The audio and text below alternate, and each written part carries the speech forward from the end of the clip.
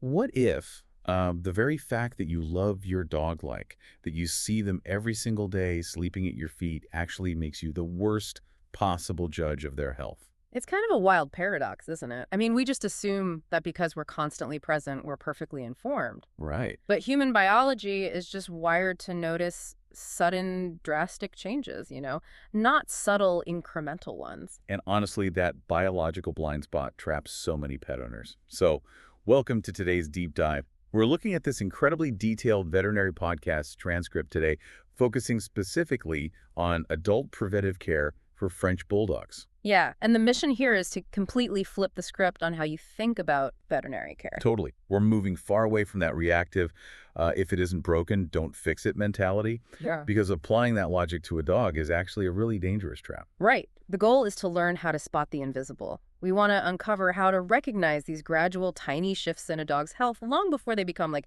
actual problems. Okay, let's unpack this, because the initial scenario they laid out in the source is just highly relatable. So picture it. Your Frenchie is eating fine, playing normally, and looks perfectly healthy, right? Right. Taking them in for a wellness exam just feels like an expensive inconvenience. But that exact logic is a trap that misses the entire point of preventive care. What's fascinating here is how fundamentally we misunderstand the purpose of a wellness visit. I mean, you aren't paying a professional to confirm what's obvious. Yeah, you're not paying them to say, yep, that's a dog. Exactly. The purpose is to catch what isn't obvious yet.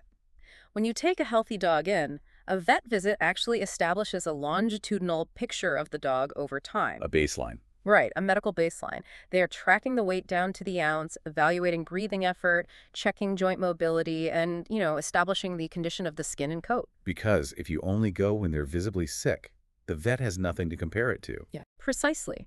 And this applies to everything, even things that seem generic, like vaccination and parasite prevention. They aren't just generic checkboxes. Yeah, they shouldn't just be an arbitrary schedule. Right? No, not at all. They have to be tailored by a vet based on the individual dog's age, their health, their specific lifestyle, and even their geography. Predictability is way more important than just following a standard list. It's like, okay, think about looking in the mirror every single day. You never really notice yourself aging. Yeah, you just look the same as yesterday. Exactly. But if you look at a photo from 5 years ago, the changes are glaring. So I have to ask, does our emotional closeness to our pets actually make us the worst judges of their gradual health shifts? It really does. It's a phenomenon called proximity blindness. Because you see them daily, those tiny micro changes are invisible to you. Waiting for a dog to look sick just strips the vet of all that valuable baseline data. Wow, okay.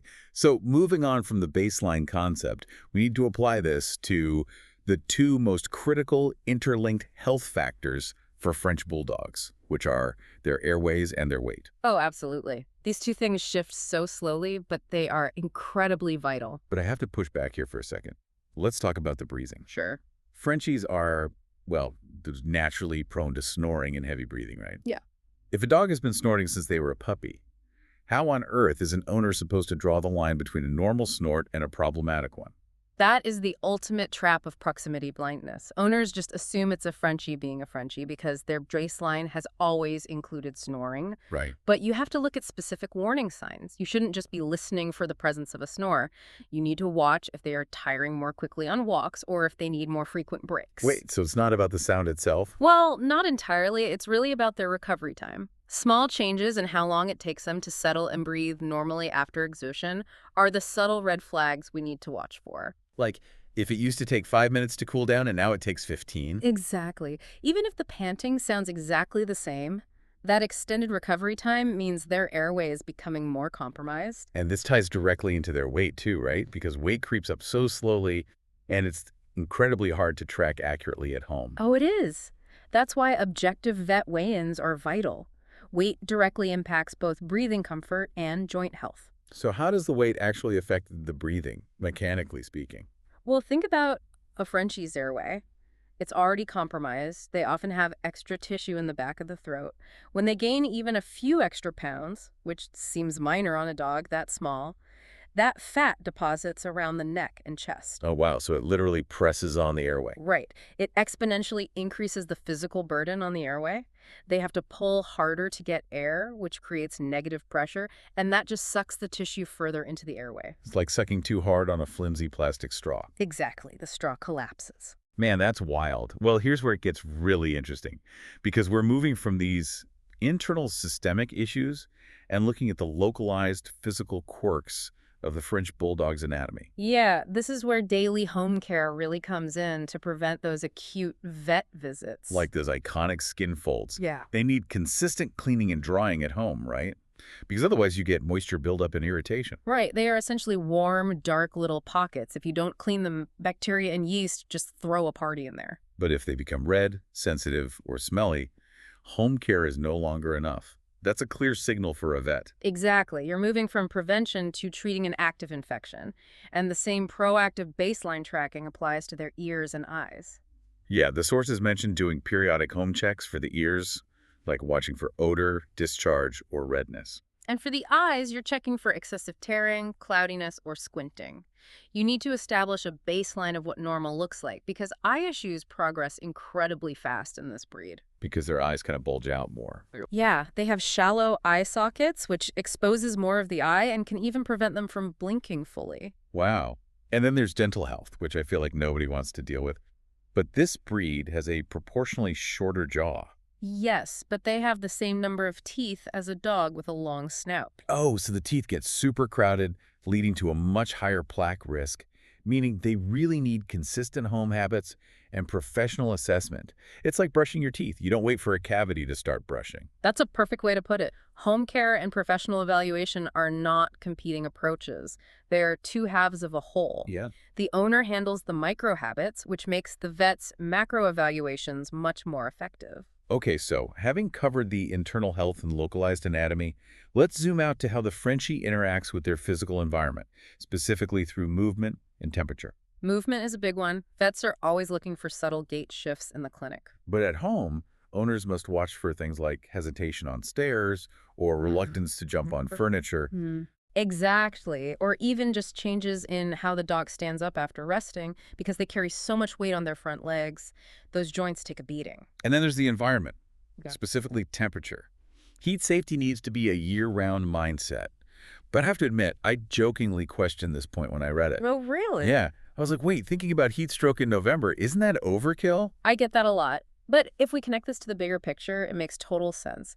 It's about the psychology of habit building. I hope so. Well, if you only practice heat safety when it's dangerously hot out, you're already behind the curve. You'll panic. Oh, I see. By building habits in mild weather, like actively choosing the right times for activity and always watching for signs of overheating, you ensure those safety protocols are already muscle memory.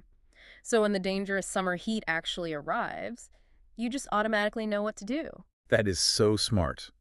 But with all these different things to monitor, the breathing, the weight, the skin folds, the joints, it sounds incredibly overwhelming. How does an owner actually manage this without turning into a paranoid helicopter parent? It's a very valid concern. The solution they highlight is a framework called comparative framing. Comparative framing. Yeah. You have to stop asking, does my dog seem okay right now? That's too subjective. Right. Instead, ask, does my dog seem different from 1 month or 3 months ago? So what does this all mean for the listener? I guess it means you should briefly write down general observations around the time of your wellness visits. Exactly. Just jot down their weight, their activity level, how their breathing is during play. Then you have concrete data for the next visit. Because vets actually welcome those minor observations, right? Oh, they love them.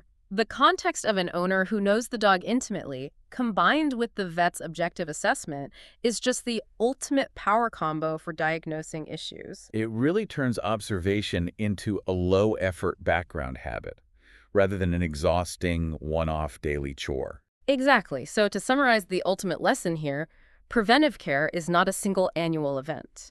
It's a relationship. Yeah. It's the daily habit of paying attention at home, combined with the objective, trained assessment of a vet over time. That consistency over years provides the dog with the best possible chance at a comfortable life. And for you, the listener, this approach to managing a wealth of information, Building those baselines, tracking gradual changes, and relying on expert partnerships, this is the ultimate way to prevent being completely overwhelmed by complex responsibilities. It really is, and I want to leave everyone with a final lingering question to ponder. Oh, go for it. We've just outlined how waiting for an acute crisis is the absolute worst way to care for a dog, and how tracking subtle longitudinal baseline changes is the key to longevity. Right. So how might applying this exact same comparative framing and preventive mindset change the way we manage our own physical and mental health day to day?